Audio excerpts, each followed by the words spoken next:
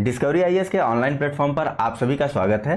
देखिए, discovery IAS अपनी PYQ series discuss कर रहा है, जहां पर फिलहाल हम लोग बात कर रहे हैं भारतीय राज्य व्यवस्था या फिर पॉलिटी सब्जेक्ट के बारे में।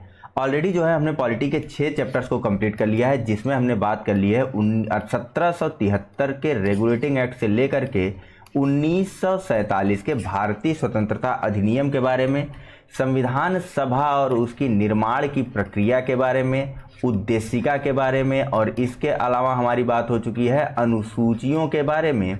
और साथ ही साथ अपने लास्ट लेक्चर में हमने डिस्कस कर लिया है शासन की विभिन्न प्रणालियों के बारे में, फिर चाहे वह अध्यक्षात्मक हो या फिर वह किसी प्रकार की संघीय व्यवस्था हो या एकात्मक व्यवस्था हो या लोकतांत्रिक व्यवस्था हो अथवा मंत्रिमंडलीय व्यवस्था हो। इन सब के बारे में हमारी बात जो है वह ऑलरेडी हो चुकी है। फिलहाल आज के चैप्टर में हम जिस लेक्चर के बारे में या जिस भाग के बारे में डिस्कस करने जा रहे हैं संविधान के, उसका नाम है राज्य और संघ राज्य क्षेत्र। यह भाग जो है हमारे संविधान के आर्टिकल 1 से लेकर के आर्टिकल या अनुच्छेद 1 से लेकर के अनुच्छेद 4 तक वर्णित है। तो चलिए शुरुआत करते हैं। नमस्कार, मेरा नाम है मयंक चतुर्वेदी और आप मेरे साथ डिस्कस करने जा रहे हैं भारतीय राज्य व्यवस्था की पीवाईक्यू सीरीज के चैप्टर नंबर 7 के, जिसका नाम है राज्य एवं संघ राज्य क्षेत्र। तो चलिए डिस्कशन की शुरुआत करते हैं। इसके पहले कि डिस्कशन की तरफ आगे बढ़ें, अपने प्रश्नों की तरफ आगे बढ़ें, चैनल को लाइक, सब्सक्राइब और साथ ही साथ अन्य मित्रों के साथ शेयर करना मत भूलिएगा। चलिए चलते हैं सीधा प्रश्नों की तरफ और अपने लेक्चर को आगे बढ़ाते हैं। यहाँ हमारा पहला प्रश्न है कि संविधान में हमारे राष्ट्र का उल्लेख किन नामों से किया गया है? ए, भारत तथा इंडिया, बी, केवल भारत, सी, हिंदुस्तान तथा इंडिया, या डी, भारत, हिंदुस्तान तथा इंडिया। देखिए, एक प्रश्न की तरफ आप बढ़े या प्रश्न को सॉल्व करने के बारे में आप सोचें, उसके पहले छोटी सी एक चीज़ मैं आपको बताना चाहूँगा, इस पर आप ध्यान दीजिएगा थोड़ा सा। यहाँ पर यह जो शब्द लिखा है ना, किन नामों को लेकर के यह जो शब्द लिखा है, इसमें आपको इसके एक हिस्से को पढ़ना है। एक सेकंड, मैं पेन का कलर चेंज कर लेता हूँ, शायद यह विजिबल ना हो रहा हो आप लोगों के लिए। ब्लू ले लेते हैं हम लोग, ठीक है।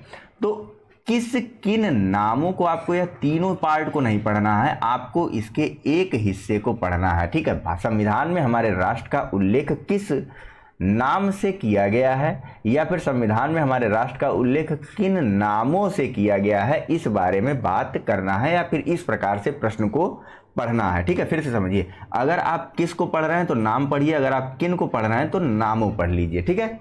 इस प्रकार से इन प्रश्नों को पढ़ा जाता है, वरना ज़्यादा लेंदी हो जाता है और कई बार ज़्यादा ऑब्लिक ऑब्लिक ऑब्लिक अथवा के जो ये साइन लगे रहते हैं या कन्फ्यूज़ कर देते हैं, जबकि प्रश्न जो है वह बहुत आसान सा होता है। तो ध्यान बना करके रखिए, कैसे प्रश्नों को सॉल्व करना है वो भी सीखते हुए चलिएगा।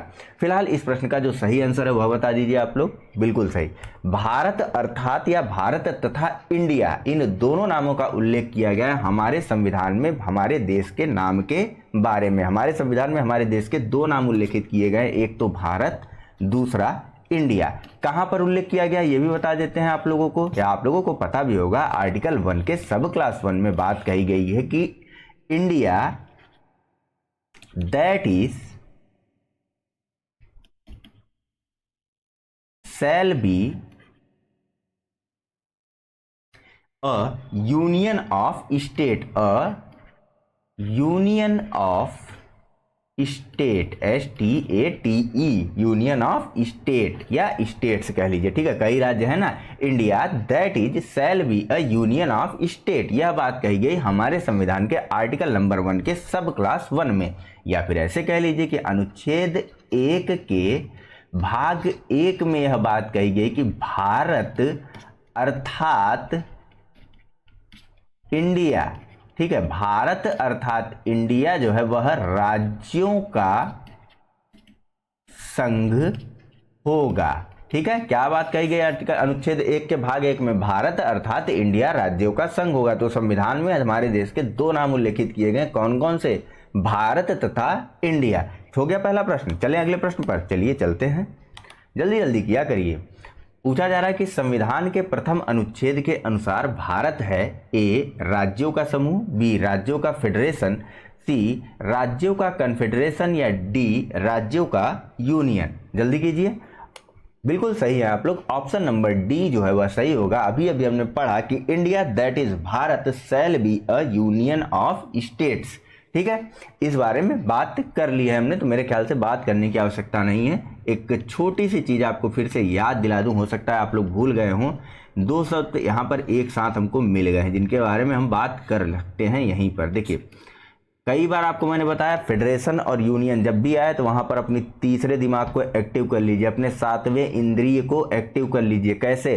फेडरेशन का भी अर्थ हिंदी में संघ होता है और यूनियन का भी अर्थ हिंदी में संघ होता है। लेकिन लेकिन लेकिन लेकिन लेकिन जहां कहीं पर भी संविधान में, हमारे देश के संविधान में फेडरेशन शब्द का प्रयोग किया जाएगा, वहां पर वह विकल्प जो है वह गलत होगा, और जहां कहीं भी यूनियन शब्द का प्रयोग किया जाएगा वह विकल्प सही होगा। तो हिंदी में दोनों को संघ लिखा जाएगा। ठीक है, तो अगर आपके प्रश्न में कहीं पर भी संघ लिखा हुआ आ जाता है, मल्टीपल चॉइस क्वेश्चन रहते हैं, उसमें अगर हिंदी में संघ लिखा आ जाएगा तो आप उसके अंग्रेजी वाले भाग को जरूर देखिएगा, इंग्लिश वाले पार्ट को जरूर देखिएगा। ठीक है, तो जहां पर भी यूनियन लिखा होगा उसके इंग्लिश वाले पार्ट में वह वाला संघ सही होगा, लेकिन अगर उसके इंग्लिश वाले पार्ट में फेडरेशन लिखा होगा तो वह वाला विकल्प जो है गलत हो जाएगा। ठीक है, दोनों आपके सामने देखिए, ऑप्शन नंबर डी सही है यहाँ पर, न कि ऑप्शन नंबर बी। ठीक है, तो अच्छे से ध्यान में रखिएगा इस चीज को। नेक्स्ट और अगले प्रश्न की तरफ चलते हैं। पूछा जा रहा है कि संविधान के निम्नांकित में से किस प्रावधान के अंतर्गत भारतीय संसद को नया राज्य बनाने का अधिकार है, बताइए। ऑप्शन है ए अनुच्छेद 1, बी अनुच्छेद 2, सी अनुच्छेद 3 या डी अनुच्छेद 4 अथवा ई अनुच्छेद 5। बिहार के प्रश्न होते हैं 5 विकल्पों वाले, ध्यान में रखिएगा आप लोग, या फिर छत्तीसगढ़ के। ठीक है, 5 विकल्प देते हैं ये लोग, तो जल्दी बता दीजिए कौन से विकल्प में दिया गया है नए राज्यों के प्रवेश के बारे में या नए राज्यों के निर्माण के बारे में। संसद को कहाँ अधिकार दिया गया है नए राज्यों का निर्माण बनाने का? तो आर्टिकल नंबर 3 में यह बात कही गई है कि संसद जो है वह नए राज्यों का निर्माण कर सकता है, नए राज्यों के नामों में परिवर्तन कर सकता है, आदि विभिन्न व्यवस्थाएं कर सकता है। ठीक है, तो कैसे कैसे और किस प्रकार से क्या क्या चीजें होती हैं, देखिए नए राज्यों का निर्माण संसद किस प्रकार से कर सकती है, बताइए, सोचिए जरा सा। किसी चीज को नए तरीके से बनाने के लिए क्या क्या व्यवस्था की जा सकती है? किसी राज्य के क्षेत्र को बढ़ा करके। ठीक है, मान लीजिए कि 2 राज्य हैं, ए और बी, 2 राज्य हैं। अब ए का पहले इतना एरिया था, बी का इतना एरिया था। अब ए के ही एरिया को बढ़ा करके इतना कर दिया गया कि उसमें ए और बी आ गया, इसका नाम रख दिया सी। नए राज्य, इस राज्य का क्षेत्र बढ़ा दिया गया, सी रख दिया, या फिर ए रख दिया, ए का ही क्षेत्र बढ़ा कर दीजिए मान लीजिए। तो किसी राज्य के क्षेत्र को बढ़ा करके, दूसरा बताइए और किस प्रकार से व्यवस्था कर सकती है? तो किसी राज्य का क्षेत्र घटा करके भी व्यवस्था कर सकती है। ए का एरिया कम कर दिया, ए और बी 2 राज्य हैं। ठीक है, अब ए का एरिया कम कर दिया, वो बी का वह एक अलग राज्य वहां से गठित कर दिया, या वह एरिया बी को दे देंगे तो वही तो बढ़ाने वाला विकल्प हो जाएगा ना। तो ऐसे नहीं, ए का एरिया कम करके यहां पर एक नए राज्य को बना दिया। ठीक है, तो यह भी विकल्प है। नई जगह तो आएगी नहीं ना, ए का एरिया कुछ कम कर दिया, इतना एरिया निकाल दिया, तो एक नया राज्य बन गया। ध्यान में रखिए, बढ़ा करके, घटा करके, और किस प्रकार से?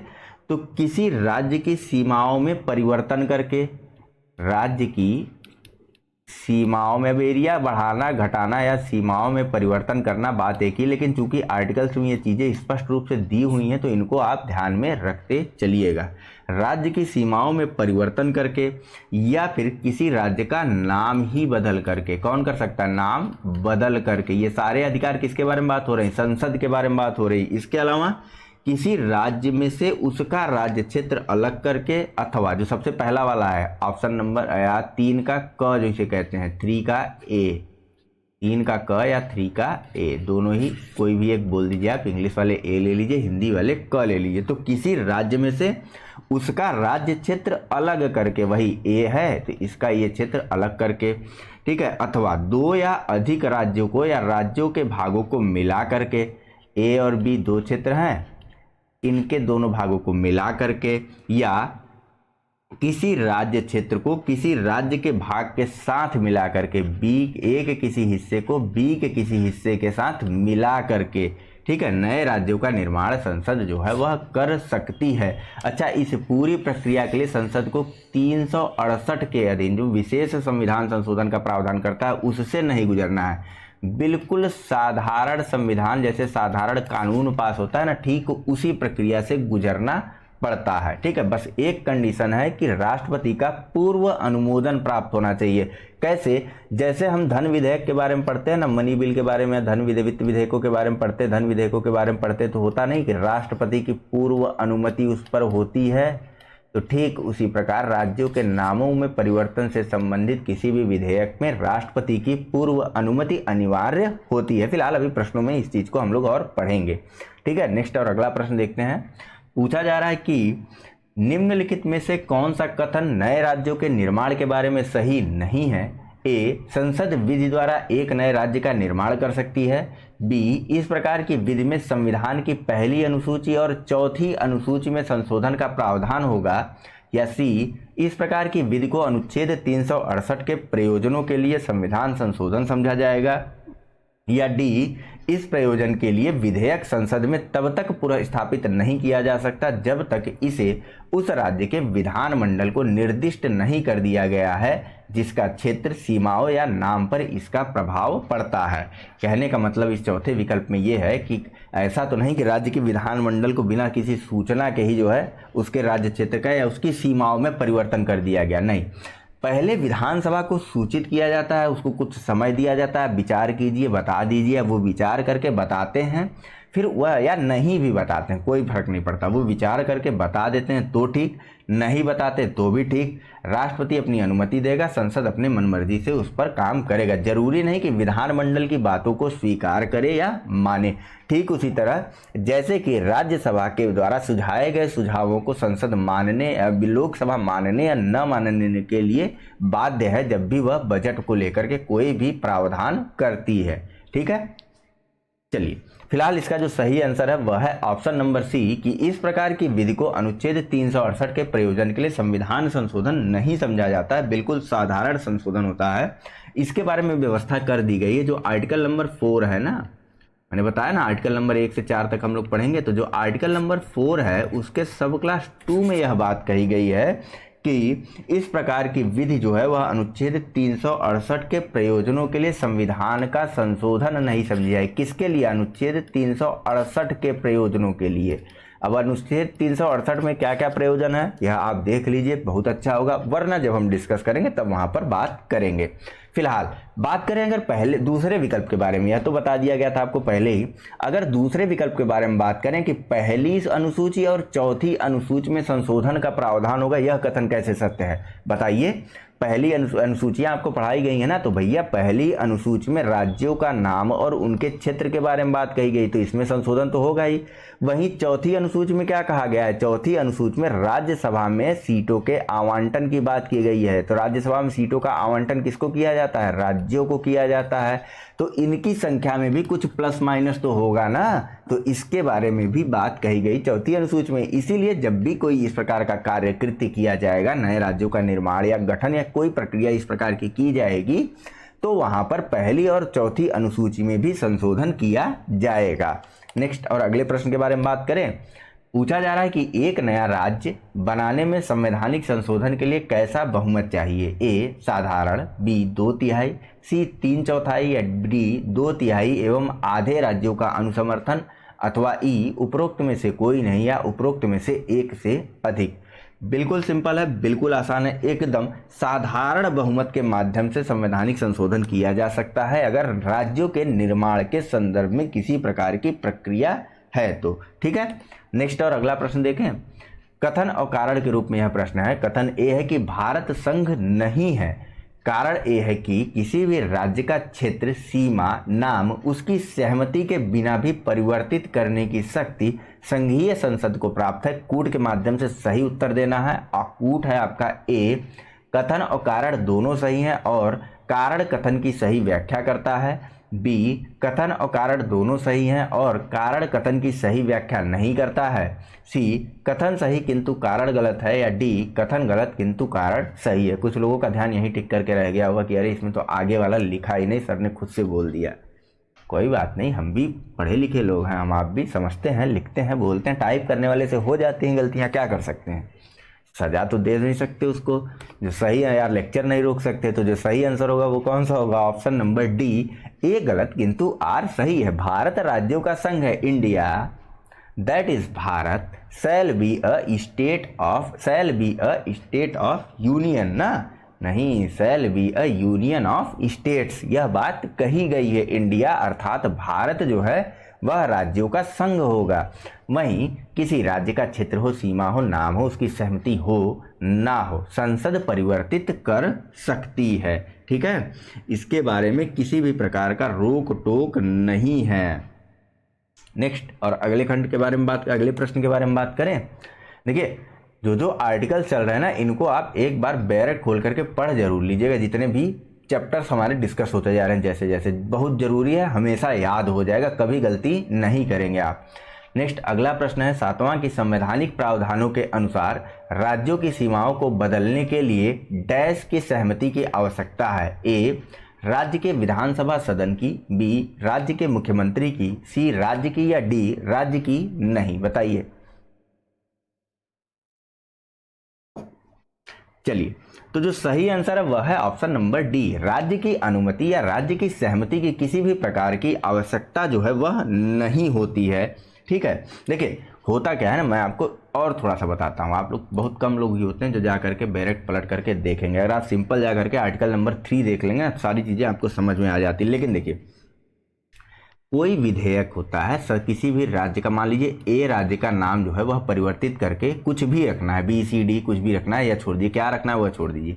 ए राज्य का नाम जो है वह परिवर्तित करना है। अब इस राज्य का नाम कैसे परिवर्तित किया जाएगा? तो सबसे पहले तो जो भी विधेयक आएगा वह राष्ट्रपति की सिफारिश के बिना नहीं आएगा। सबसे पहले तो राष्ट्रपति सिफारिश करेगा कि भैया आपके राज्य का नाम या आपके जगह का नाम या आपके क्षेत्र का नाम जो है वह परिवर्तित किया जा रहा है, तो बिना राष्ट्रपति की सिफारिश के नहीं आएगा। वेल ओके, चेक, राष्ट्रपति की सबसे पहले सिफारिश होगी। अब राष्ट्रपति जो है उस विधानमंडल में भेजेगा जिसकी सीमाओं का परिवर्तन किया जाना है या जिसके राज्य का नाम का परिवर्तन किया जाना है, वहाँ पर ऐसे प्रतिवेदन को भेजेगा। ठीक है, यह प्रतिवेदन ए के पास आ गया। अब ए की विधानमंडल या जो विधानसभा है, या विधानमंडल ही कह लीजिए, कहीं कहीं पर सिर्फ विधानसभा है, तो पूरा बात करते हैं, एक साथ मिला करके बात करते हैं, विधानमंडल की बात करते हैं। अब यह विधानमंडल राष्ट्रपति को क्या सिफारिश करेगा? बताइए। कुछ भी कर सकता है कि भाई ठीक है नाम बदल दीजिए, या भाई ठीक है नाम मत बदलिए, कोई भी ऐसी सिफारिश कर सकता है। ठीक है, यह सिफारिश मानने के लिए राष्ट्रपति किसी भी प्रकार से बाध्य जो है वह नहीं है। ठीक है, इसी रूप में, जिस रूप में राष्ट्रपति ने भेजा था, इसी रूप में इसको पारित भी भेज सकता है राष्ट्रपति सरकार के पास, और सरकार इसे संसद में साधारण बहुमत के माध्यम से पारित करवा सकती है। ठीक है, क्योंकि राष्ट्रपति की पूर्व अनुमति प्राप्त है, तो आगे चल करके यहाँ पर साधारण बहुमत से यह पारित हो जाएगा, दोबारा से राष्ट्रपति के पास भेजने की आवश्यकता नहीं पड़ती है। ठीक है, अब क्या अवधि होगी? एक और प्रश्न आता है कि अवधि क्या होगी? जब राष्ट्रपति सिफारिश के लिए भेजेगा तो कहीं कहीं पर बोल देते हैं 10 दिन के लिए भेजेगा, 15 दिन के लिए भेजेगा, 16 दिन के लिए भेजेगा। नहीं, राष्ट्रपति अपनी इच्छा अनुसार अवधि को निर्धारित करता है। किसके? कौन? राष्ट्रपति। ठीक है, एक निर्धारित अवधि के साथ राष्ट्रपति विधानमंडल को पत्र भेजेगा, वहां पर विधानमंडल उसको अनुमति दे ना दे, स्वीकार करे या कुछ सुझाव दे, उसको मानने के लिए राष्ट्रपति बाध्य नहीं है। मान भी सकता है, नहीं भी मान सकता है।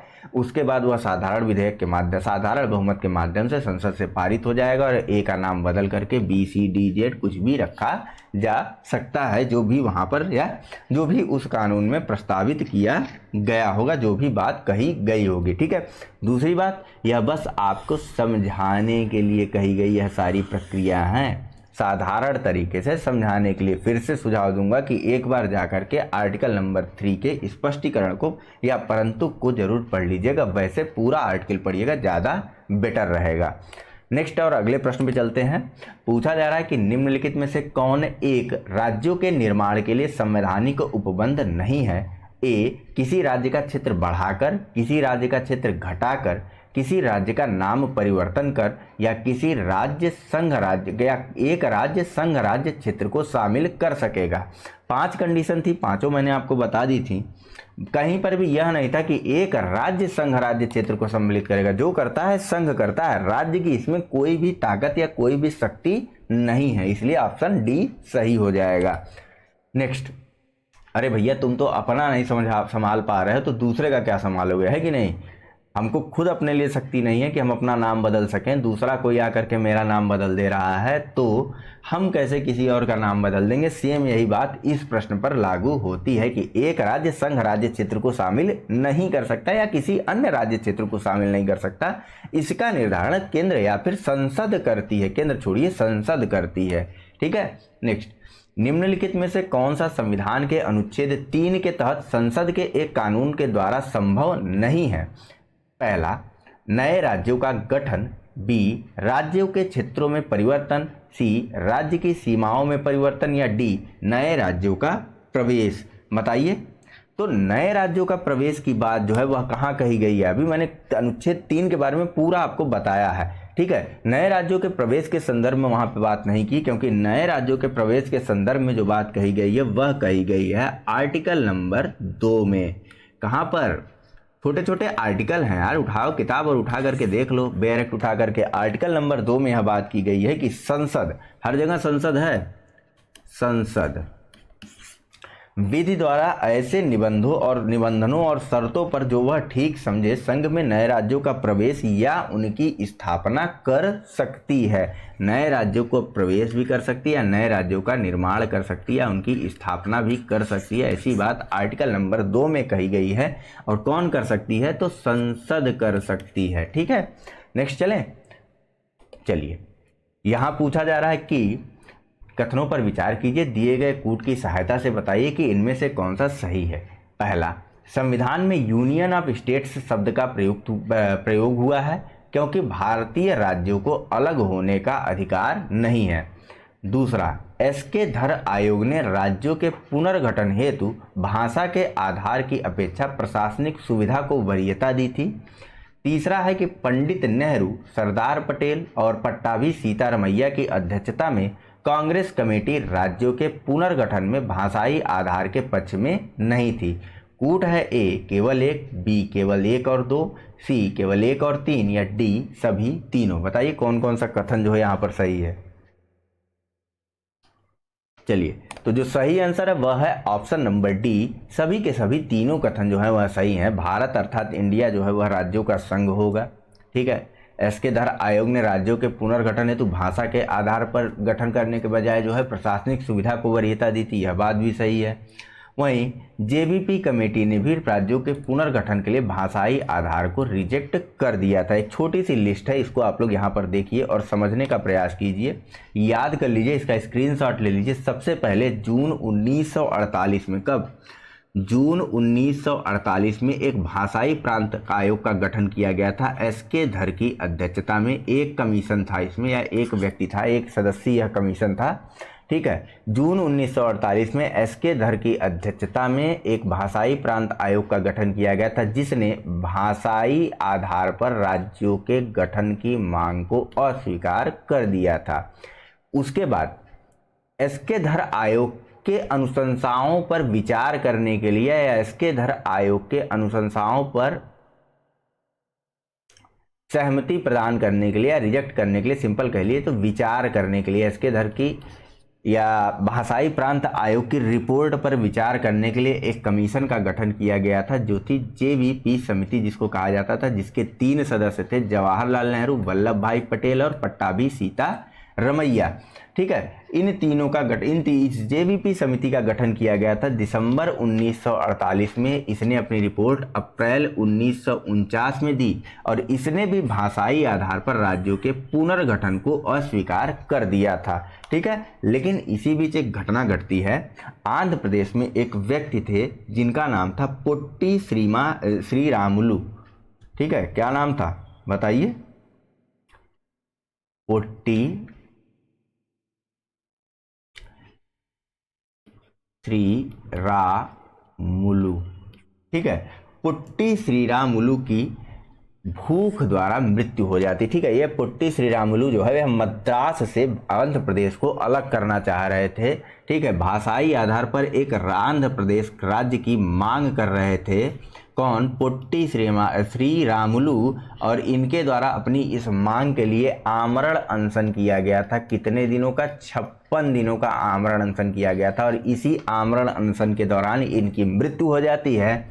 बाद में 1953 में जब इनकी मृत्यु हो चुकी रहती है आमरण अनशन करने के बाद पुट्टी श्रीरामुलु की, तो 1953 में ही सर्वप्रथम भाषाई आधार पर गठित होने वाला राज्य बनता है कौन सा? आंध्र प्रदेश। इनकी मांग को स्वीकार कर लिया जाता है। और ठीक उसी समय कई अन्य राज्यों द्वारा भाषाई आधार पर राज्य के गठन की मांग की जाने लगी थी। तो इसी चीज को बनाने के लिए, इसी चीज को संपन्न करने के लिए एक एसआरसी या फिर राज्य पुनर्गठन आयोग का गठन किया गया, जिसके अध्यक्ष थे फजल अली और इसके 2 अन्य सदस्य थे KM पडिक्कर और हृदयनाथ कुंजरू या फिर HN कुंजरू। इनके द्वारा जो रिपोर्ट दी गई उसके बाद उस पर विचार करते हुए राज्य पुनर्गठन अधिनियम 1956 को पारित किया गया, जिसके माध्यम से 14 राज्य और 6 संघ राज्य क्षेत्र जो है यह स्थापित किए गए थे। ठीक है, नेक्स्ट चलिए बात करते हैं अगले प्रश्न के बारे में। पूछा जा रहा है कि भारतीय संघात्मक व्यवस्था के संदर्भ में निम्नलिखित कथनों में से कौन सा कथन सही है? पहला, भारतीय संविधान के अंतर्गत राज्यों को संघ से अलग होने का अधिकार नहीं है। दूसरा, अलग होने की मात्र वकालत करने पर अभिव्यक्ति की स्वतंत्रता की सुरक्षा मिलेगी। कूट के माध्यम से सही उत्तर देना है आपको। ऑप्शन है ए केवल 1, बी केवल 2, सी न तो 1 और न ही 2, सी 1 और 2 दोनों, या डी न तो 1 और न ही 2। सिंपल सी बात है यार, आप अलग होने की बात कर रहे हैं, विरोध करने की बात कर रहे हैं, तो कौन सा सही होगा? अभिव्यक्ति की स्वतंत्रता मिलेगी, वहां पर आपकी अभिव्यक्ति समाप्त हो जाएगी। ठीक है, देखिए स्वतंत्रता की बात जरूर कही गई है आर्टिकल 19 में, विभिन्न प्रकार की स्वतंत्रता की बात की गई, लेकिन वह विभिन्न प्रावधानों और उपबंधों के माध्यम से की गई है। ऐसा नहीं कि संपूर्ण स्वतंत्रता की बात कही गई है हमारे संविधान में कहीं पर भी। ठीक है, तो स्वतंत्र होने की अभिव्यक्ति करना भी जो है यह खिलाफत होगा, देशद्रोह होगा। ठीक है, फिलहाल नेक्स्ट और अगले प्रश्न पे चलते हैं। राज्य पुनर्गठन आयोग ने 1 नवंबर 1956 को कितने राज्य और कितने संघ राज्य बनाए? तो इसके बारे में बात कर लिया है हमने। 14 राज्य एवं 6 संघ राज्य बनाए थे राज्य पुनर्गठन आयोग ने। कब? 1 नवंबर 1956 को। नेक्स्ट और अगला प्रश्न देखते हैं। पूछा जा रहा है कि भारत में कितने राज्य एवं संघीय प्रदेश हैं? ए 25 राज्य एवं 7 संघीय प्रदेश, बी 28 राज्य एवं 7 संघीय प्रदेश जिसमें राजधानी क्षेत्र भी सम्मिलित है, या सी 28 राज्य एवं 8 संघीय प्रदेश, या डी इनमें से कोई नहीं। चलिए जल्दी कीजिए। तो भैया इसका जो सही आंसर है वह है ऑप्शन नंबर सी। वर्तमान परिस्थिति में भारत में 28 राज्य एवं 8 संघीय प्रदेश हैं। कौन कौन से 8 संघीय या संघ राज्य क्षेत्र हैं? तो सबसे पहले है जम्मू एंड कश्मीर, फिर लद्दाख, दिल्ली, अंडमान निकोबार, पुडुचेरी, लक्षद्वीप, दमन दीव एंड दादरा नगर हवेली और चंडीगढ़। दादरा नगर हवेली को और दमन दीव को कब एक किया गया था, इसके बारे में कमेंट करके जरा बता दीजिए। तो नेक्स्ट और अगला प्रश्न देखते हैं कि भारत में कितने संघ शासित प्रदेश हैं? ऑप्शन नंबर सी सही हो जाएगा कि भारत में 8 संघ शासित प्रदेश हैं। अगला है किस संविधान संशोधन द्वारा दिल्ली को राष्ट्रीय राजधानी क्षेत्र का दर्जा दिया गया था? बताइए। चलिए, तो जो सही आंसर है इसका वह है ऑप्शन नंबर बी, 69वें या 69th संविधान संशोधन, या फिर बताइए कॉन्स्टिट्यूशनल अमेंडमेंट के माध्यम से दिल्ली को राष्ट्रीय राजधानी क्षेत्र का दर्जा दिया गया था। और साथ ही साथ संविधान के अनुच्छेद में एक अन्य आर्टिकल भी जोड़ा गया था, देख लीजिएगा आप लोग, आर्टिकल नंबर 239A या फिर आर्टिकल 239 को जोड़ा गया था। ठीक है, दिल्ली को राष्ट्रीय राजधानी क्षेत्र या फिर NCR का दर्जा देते हुए संविधान में एक अन्य अनुच्छेद 239 क जोड़ा गया था। और इस 69th अमेंडमेंट के माध्यम से क्या किया गया था? तो एक विधानसभा और मंत्री परिषद का उपबंध भी किया गया था। एक विधानसभा और मंत्री परिषद का उपबंध किया गया था 69वें संविधान संशोधन अधिनियम के माध्यम से। ठीक है, कब किया गया था यह 69वां संविधान संशोधन अधिनियम, कब पास किया गया था? तो 1991 में, 1991 में। नेक्स्ट और अगला प्रश्न देखें। भारत के संविधान के अनुच्छेद 240 के अंतर्गत कुछ संघ राज्य क्षेत्रों के लिए विनियमन बनाने की राष्ट्रपति की शक्ति के संदर्भ में निम्न में से कौन सा युग्म सही सुमेलित नहीं है? ए 241(1) ए या 1 क अंडमान और निकोबार द्वीप, बी 241(1) ख लक्षद्वीप, सी 241(1) ग दमन और दीव, या डी 241(1) घ पुडुचेरी। बताइए फिलहाल। तो जो सही आंसर है इसका वह है ऑप्शन नंबर डी 241(1) घ। ठीक है, फिलहाल देखिए, जब यह प्रश्न था तब की बात तो और थी, पुडुचेरी नहीं, यहां पर दमनदीप हुआ करता था। लेकिन स्थिति क्या है बताइए, वर्तमान स्थिति क्या है इसके बारे में? 241(1) क में तो अंडमान और निकोबार द्वीप है, ठीक है। 241(1) ख में लक्षद्वीप है, ये भी सही है। 241(1) ग में क्या है बताइए? 241(1) ग में दो जगह, दो क्षेत्र हैं, कौन कौन से? दमन दीव और प्लस दादरा नगर हवेली। और 241(1) घ को जो है यह हटा दिया गया है या निरसित कर दिया गया है, या फिर यूं कह लीजिए तो विलोपित कर दिया गया है, ठीक है, इसीलिए यह प्रश्न मैंने लिया। और आगे 241 अंगा में, 241 कह रहा हूं, 241(1) अंगा में क्या है बताइए? 241(1) अंगा में पुडुचेरी स्थापित है या पुडुचेरी है, ठीक है, पुडुचेरी। ठीक है, नेक्स्ट और अगले प्रश्न को देखें।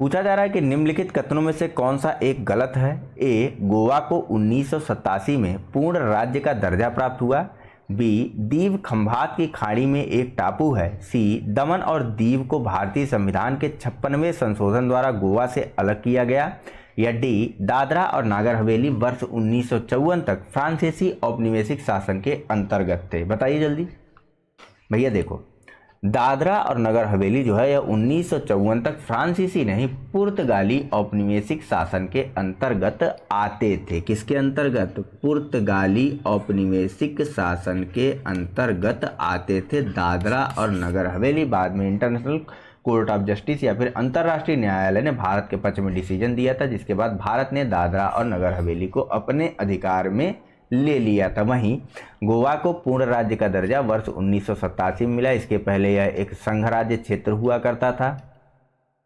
दीव जो है वह खंभात की खाड़ी में स्थित एक टापू है, और दमन और दीव को भारतीय संविधान के 56वें संशोधन द्वारा गोवा से अलग किया गया था। स्टेटमेंट्स को याद करते चलिएगा।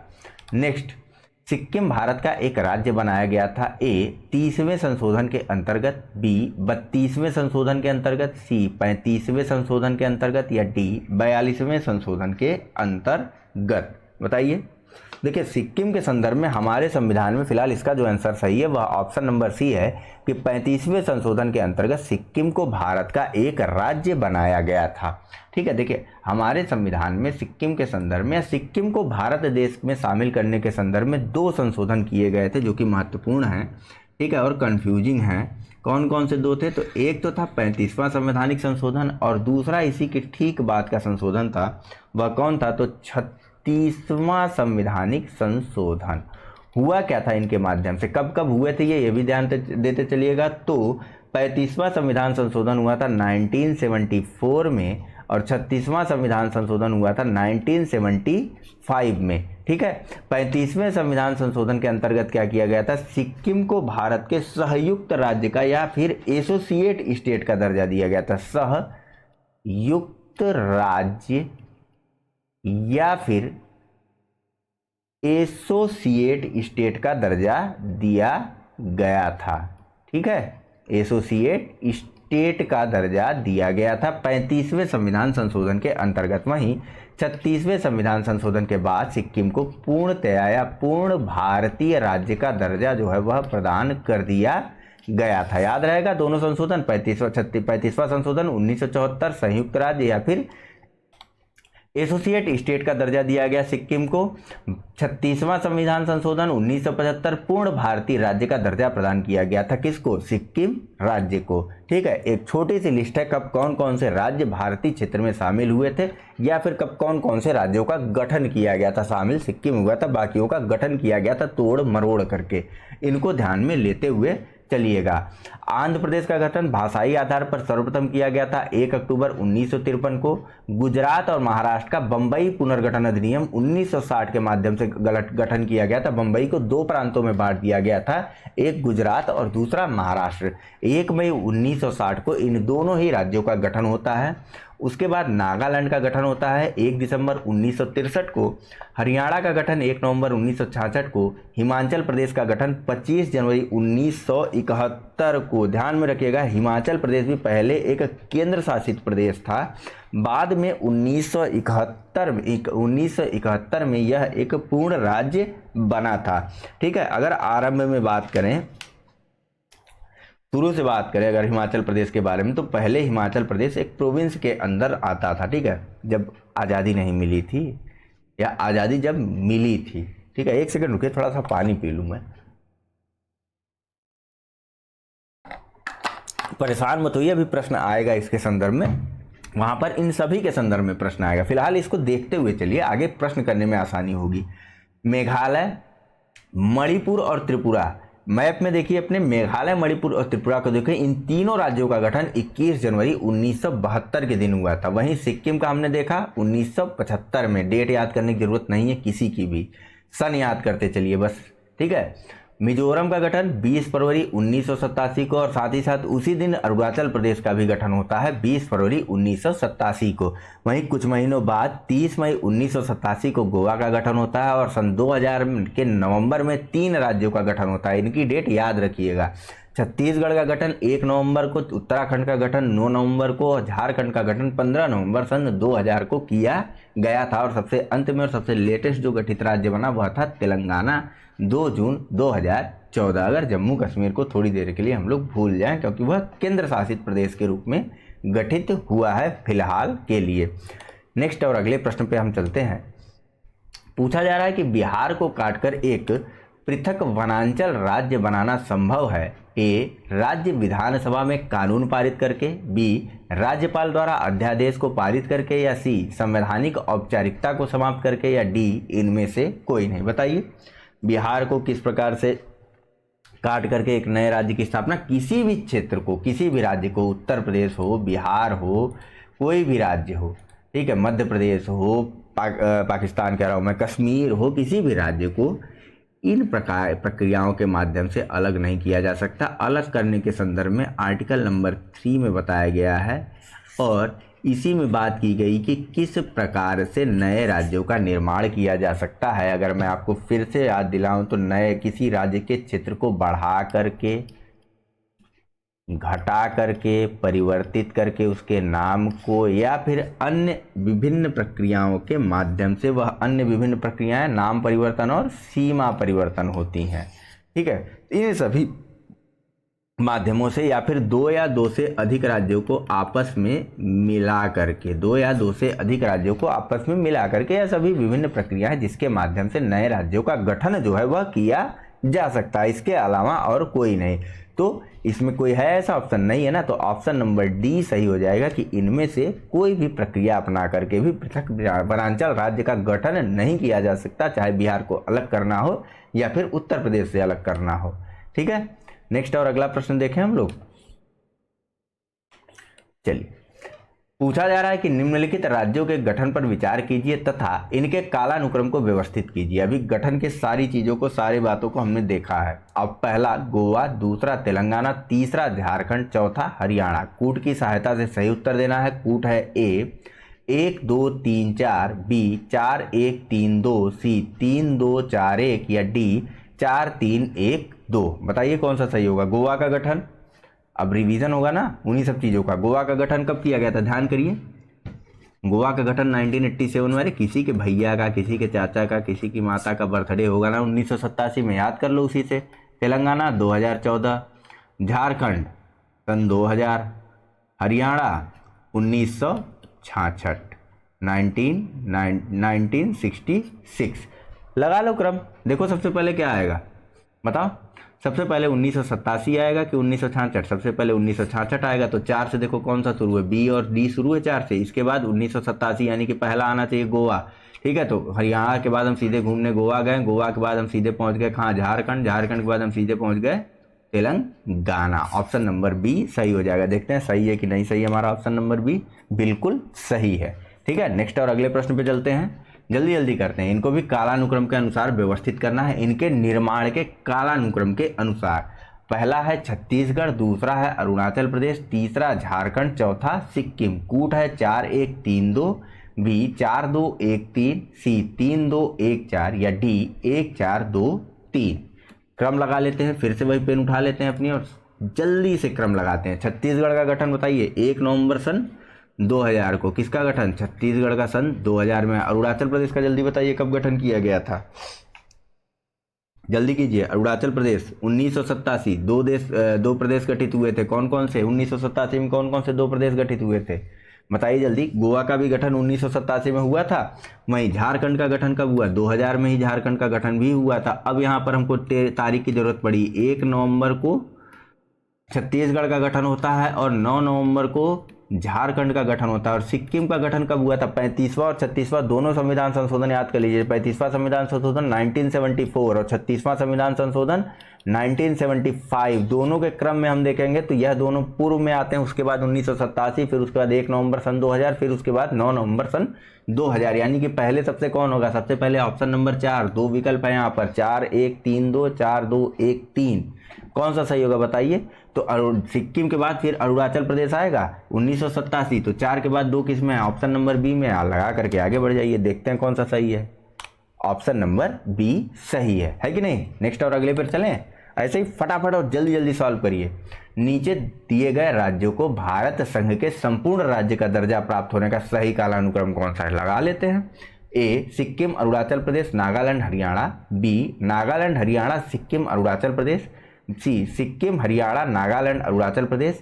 डी नागालैंड, अरुणाचल प्रदेश, सिक्किम, हरियाणा। लगाएं क्रम। सबसे पहले सिक्किम के पास चलते हैं। अभी क्रम पे खोज जाइए ही मत, आप विचार ही मत कीजिए। सबसे पहले हम सिक्किम के पास चलते हैं। सिक्किम का गठन कब किया गया था बताइए। 1974वें संविधान संशोधन में क्या किया गया था? एसोसिएट स्टेट, लेकिन पूर्ण राज्य के दर्जे की बात हो रही। तो कब गठित हुआ? 1975 में। अरुणाचल प्रदेश का गठन जल्दी कीजिए, बोलिए बोलिए, कमेंट करते चलिए। 1987 अरुणाचल प्रदेश। नागालैंड का कब गठन किया गया था बताइए? 1963 में नागालैंड का गठन किया गया था, बताया गया आपको।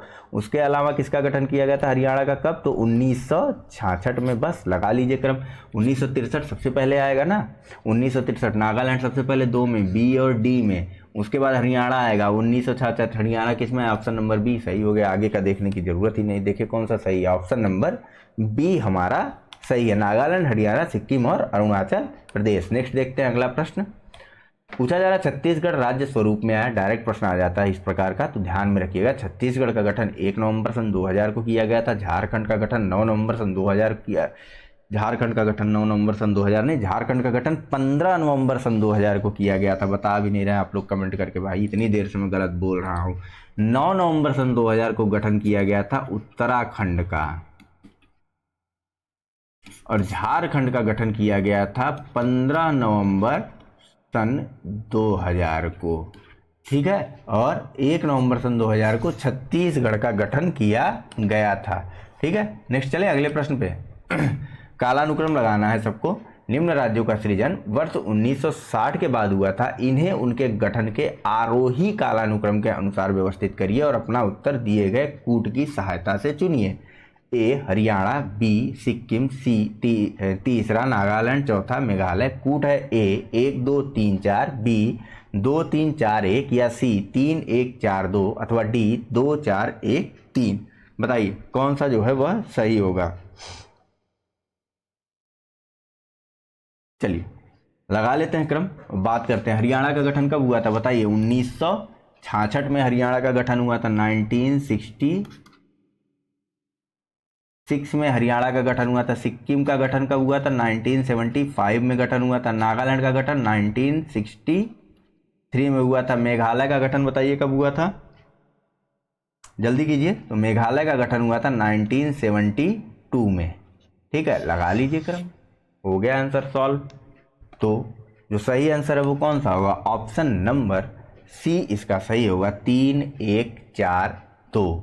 ठीक है, 1963, 1966, 1972 और 1975। ठीक, नेक्स्ट। आरोही क्रम का मतलब कम से ज्यादा की तरफ, अवरोही क्रम का मतलब ज्यादा से कम की तरफ, इसको भी ध्यान में रखिएगा। नेक्स्ट, भारत में निम्नलिखित राज्यों के बनाने के सही कालानुक्रम की पहचान कीजिए। पहला आंध्र प्रदेश, दूसरा हिमाचल प्रदेश, तीसरा हरियाणा, चौथा सिक्किम। कूट है ए 1 2 3 4, बी 1 3 2 4, सी 4 3 1 2 या डी 3 4 1 2। जल्दी से याद करिए, सारे मैं बार बार बता रहा हूँ, इतनी बार बता रहा हूँ ताकि आपको याद रहे। हरियाणा आंध्र प्रदेश भाषाई आधार पर गठित होने वाला सर्वप्रथम राज्य 1953 में बना था। पुट्टी श्री रामुलू ने आमरण अनशन कर लिया था, 56 दिनों का, पूरी कहानी सुनाई आपको। हिमाचल प्रदेश का गठन कब हुआ था बताइए, तो 1971 में हिमाचल प्रदेश का गठन हुआ था। हरियाणा का गठन 1966 में हुआ था। सिक्किम का गठन 1975 में हुआ था। लगा लीजिए ऑर्डर, देखते हैं कौन सा सही है। ऑप्शन नंबर बी हमारा सही है, 1 3 2 4। नेक्स्ट और अगले पर चले। निम्नलिखित राज्यों के निर्माण का सही अवरोही क्रम क्या है। अब बढ़ते से घटते क्रम में चलेंगे। ए महाराष्ट्र राजस्थान हरियाणा, बी हरियाणा राजस्थान महाराष्ट्र, सी राजस्थान महाराष्ट्र हरियाणा, या डी हरियाणा महाराष्ट्र राजस्थान। चलिए बताते हैं। पेन ले लेता हूं मैं, आप लोग विचार करते रहिए, ऐसे ही पेन ले लेकर के विचार करिए, जल्दी से जल्दी आप लोग चीज़ों को कर जाएंगे। ठीक है, तो महाराष्ट्र का गठन 1960, महाराष्ट्र और गुजरात का गठन 1 मई 1960 याद रखिएगा। राजस्थान का गठन 1956। ठीक है, हरियाणा का गठन 1966। लगा लीजिए क्रम, लगाइए कौन सा सही होगा बताइए। अवरोही क्रम लगाना है। सबसे पहले बताइए सबसे ज्यादा अंक किसके, सबसे बाद में कौन आया, सबसे बाद में आया हरियाणा, हरियाणा पहले, फिर उसके बाद कौन आया, उसके पहले महाराष्ट्र, उसके पहले राजस्थान। नेक्स्ट और अगला प्रश्न देखें।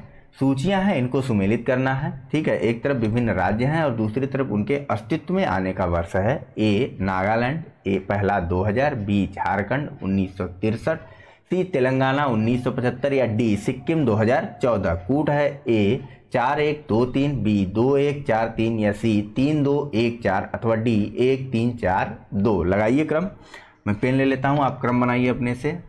अब तो सामने सामने लिखा हुआ है। नागालैंड का गठन कब हुआ था बताइए, जल्दी कीजिए। 1963 में।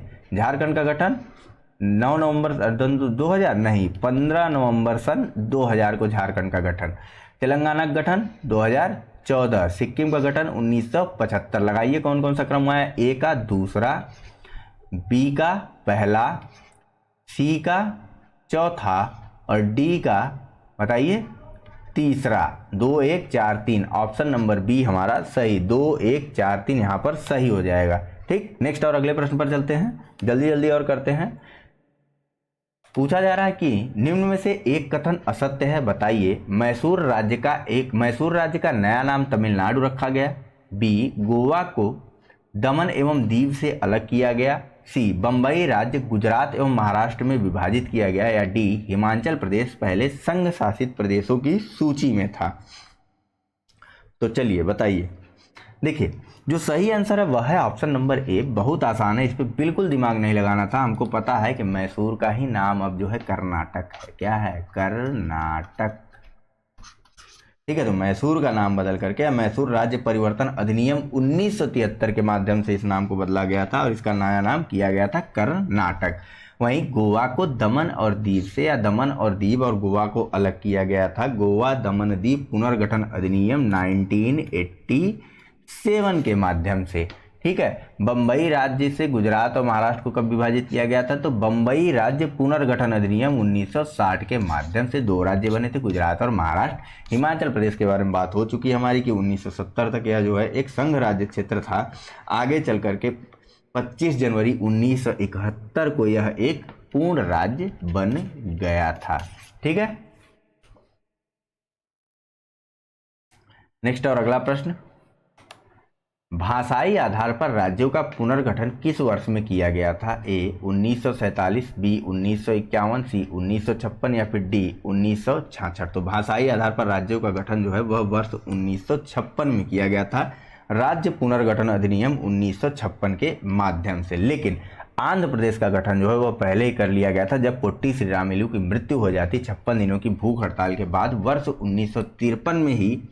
कब? वर्ष 1953 में ही भाषाई आधार पर एक राज्य का गठन होता है जिसका नाम था आंध्र प्रदेश। ठीक है, बाद में यह नियम अधिनियम सब आया था। एसआरसी का नाम याद रखिएगा, स्टेट रिस्ट्रक्चर कमीशन।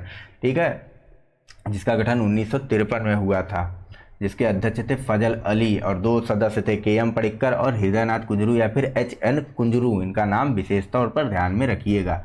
पूछा जा रहा है कि निम्नलिखित में से किस राज्य को केंद्र सरकार द्वारा विशेष श्रेणी का दर्जा कभी भी नहीं प्रदान किया गया? ए बिहार, बी सिक्किम, सी हिमाचल प्रदेश, डी जम्मू और कश्मीर या ई उपयुक्त में से कोई नहीं या फिर उपयुक्त में से एक से अधिक। तो बार बार स्टेटस का दर्जा अभी तक किस राज्य के द्वारा मांगा जा रहा है? बिहार के द्वारा। ठीक है, ऑप्शन नंबर ए जो है यहाँ पर सही है। फिलहाल अगर स्टेटस स्पेशल कैटेगरी के स्टेट्स की बात करें तो कितने स्टेट्स को मिला हुआ है यह इस दर्जा, थोड़ा सा जानते हैं। ठीक है, क्योंकि राज्य लोक सेवा आयोग में नहीं लेकिन संघ लोक सेवा आयोग में यह प्रश्न जरूर पूछा। देखिए कुल अब तक ना 11 राज्यों को जो है वह विशेष श्रेणी के राज्यों का दर्जा मिला हुआ है। ठीक है, जिसमें से 11 में से 8 तो जो है वह पूर्वोत्तर भारत के हैं, पूर्वोत्तर भारत के हैं। और यह कौन कौन से हैं 8 पूर्वोत्तर भारत के? तो इनके नाम भी मैं आपको बता देता हूं, शॉर्ट में लिखते चलो। मणिपुर, मेघालय, त्रिपुरा, सिक्किम, अरुणाचल प्रदेश, असम और पेन कहाँ गई हमारी? अरे पेन कहाँ गई भाई? ये है। और मेघालय, मणिपुर, मेघालय, त्रिपुरा, सिक्किम, अरुणाचल प्रदेश, असम और बताइए नागालैंड और मिजोरम। ठीक है, 1 2 3 4 5 6 7 8, ये 8 तो पूर्वोत्तर के राज्य हो गए। ठीक है, और बाकी 3 जो है वह हिमालयी राज्य हैं। कौन कौन से 3 हिमालयी राज्य हैं? तो उत्तराखंड, यूके, हिमाचल प्रदेश और जम्मू एंड कश्मीर, JNK। ठीक है, ध्यान में रहेगा ये चीज, थोड़ा सा बस रख लीजिएगा ध्यान में क्या करना है। ठीक है यार, छोड़ दीजिएगा, ध्यान मत करिएगा। पूछा जा रहा है कि निम्नलिखित कथनों में से कौन सा कथन सत्य है? ए कांग्रेस के नागपुर सत्र 1920 के पश्चात प्रांतीय कांग्रेस समितियों का गठन भाषाई आधार पर किया गया था। बी 1948 में कांग्रेस ने भाषाई आधार पर प्रांतों के गठन की मांग को अस्वीकार कर दिया। कूट के माध्यम से सही उत्तर देना है। ऑप्शन है ए केवल एक, बी केवल ए, बी केवल बी, सी न तो ए और न ही बी, डी न तो ए और न ए, डी जो है वह ए और बी दोनों। खत्म होने वाला, लास्ट रहता है तो ऐसे ही आलस आने लगती है। चलिए फिलहाल इसका जो सही आंसर है ना वह है ऑप्शन नंबर डी, 2 के दोनों कथन जो है वह सत्य हैं। देखिए 1948 में कांग्रेस ने भाषाई आधार पर प्रांतों के गठन की मांग को अस्वीकार कर दिया था। चाहे सरकार कहिए चाहे कांग्रेस कहिए, जो थी वह उस समय कांग्रेस ही थी। हमने संविधान निर्माण की प्रक्रिया में इस चीज को देखा था कि कांग्रेस ही उस समय संपूर्ण संविधान सभा थी और संविधान सभा उस समय संपूर्ण भारत था। ठीक है, यह एक महत्वपूर्ण व्यक्ति का स्टेटमेंट था और डायरेक्ट प्रश्न पूछा गया था उत्तर प्रदेश लोक सेवा आयोग में। फिलहाल यह प्रश्न भी जो है वह राजस्थान लोक सेवा आयोग का प्रश्न है, तो ध्यान बनाए रखिएगा। तो इसके दोनों ही विकल्प सही हैं। कांग्रेस के अगर नागपुर सत्र के अधिवेशन की अध्यक्षता की बात करें तो कौन कर रहा था बताइए जरा? तो बी राघवाचारी। कौन? बी राघवाचारी कांग्रेस के 1920 के नागपुर सत्र के अधिवेशन की अध्यक्षता कर रहे थे। इसी सम्मेलन में जो है यह बात स्वीकार की गई थी कि जो विभिन्न भाषाई प्रांत हैं, जो विभिन्न भाषाई क्षेत्र हैं, वहां पर प्रांतीय भाषी कांग्रेस सभा का गठन किया जाएगा, या यूं कह लीजिए तो भाषाई आधार पर विभिन्न प्रांतों में भाषाई आधार पर कांग्रेस की कमेटियों का गठन जो है वह किया जाएगा। ऐसा डिसीजन कब लिया गया था? तो वर्ष 1920 में लिया गया था। आगे चल करके 1948 में कांग्रेस ने भाषाई आधार पर प्रांतों के गठन की मांग को अस्वीकार कर दिया था विभिन्न समितियों के माध्यम से, फिर चाहे वह एस के धर समिति हो या फिर जेवीपी समिति हो। ठीक है, तो फिलहाल इस पूरे डिस्कशन में इतना ही है। Thank you very much for discussion. Channel को लाइक, सब्सक्राइब और शेयर करना मत भूलिएगा। Thank you very much. धन्यवाद।